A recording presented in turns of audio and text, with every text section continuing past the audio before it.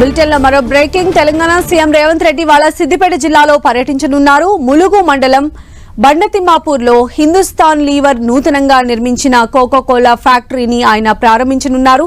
మధ్యాహ్నం 1:30కు ముఖ్యమంత్రి రేవంత్ బేగంపేట నుంచి హెలికాప్టర్లో బయలుదేరతారు.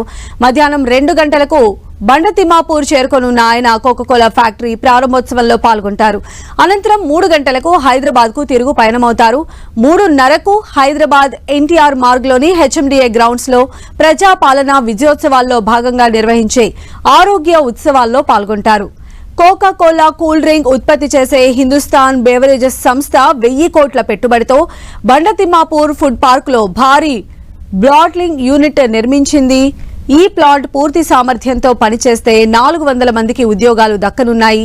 మరోవైపు సీఎం పర్యటన కోసం అధికారులు ఇప్పటికే అన్ని ఏర్పాట్లు చేశారు. పోలీసులు భారీ బందోబస్తు ఏర్పాటు చేస్తున్నారు.